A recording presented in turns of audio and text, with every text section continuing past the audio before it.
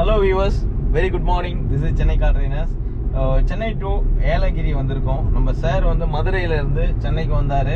அவரை பிக் பண்ணி கூப்பிட்டுக்கிட்டு ஸோ அவரோட வெஹிக்கிளில் ரெனால்டு கியூட் காரில் ஸோ நான் ட்ரைவ் பண்ணிட்டு இருக்கேன். ஃபர்ஸ்ட் இந்த இல்லில் எப்படி வண்டியை ஓட்டணும் அப்படிங்கிறத அவருக்கு சொல்லிக் கொடுக்க போகிறேன். பார்த்தீங்கன்னா தெரியும், இல்லு ஒரு பியூட்டிஃபுல் ஏலகிரி இல்லு இது.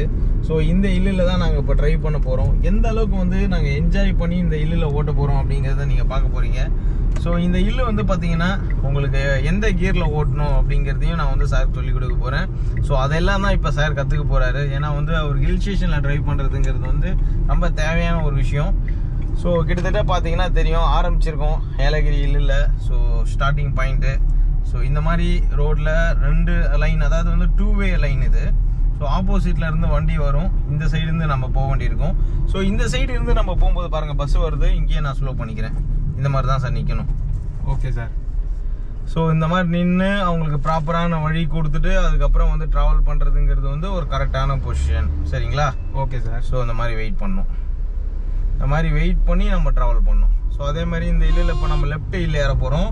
லெஃப்ட் இல்ல ஏறும்போது நல்ல ஆரன் கொடுத்துட்டு அந்த சைடு ஏதாவது வண்டி வருதான்னு பார்த்துட்டு இப்படி லெஃப்ட்டை ஒட்டி ஏறணும். கொடைக்கானலில் பார்த்தீங்கல்ல ஒரு இடம், ஆமாம் சார். ஸோ இப்படி லெஃப்ட்டை ஒட்டி இப்படி ஏறணும். இங்கே தான் ஒரு ரைட் ஏறிட்டாரு. ஓஹோ.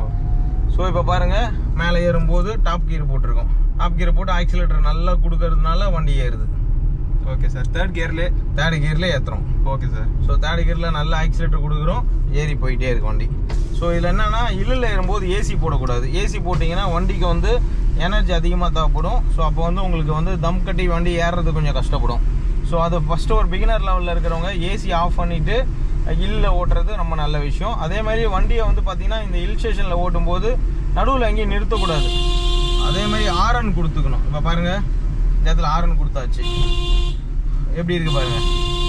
ஆரன் கொடுத்துட்டு செகண்ட் கியரில் போயிட்டுருக்கேன். இப்போ நான் செகண்ட் கியரில் போகும்போது கரெக்டான மூவ்மெண்ட்டில் கரெக்டாக போயிட்டுருக்கு பாருங்கள். இப்போ நம்ம செகண்ட் கியரில் போயிட்டுருக்கோம்.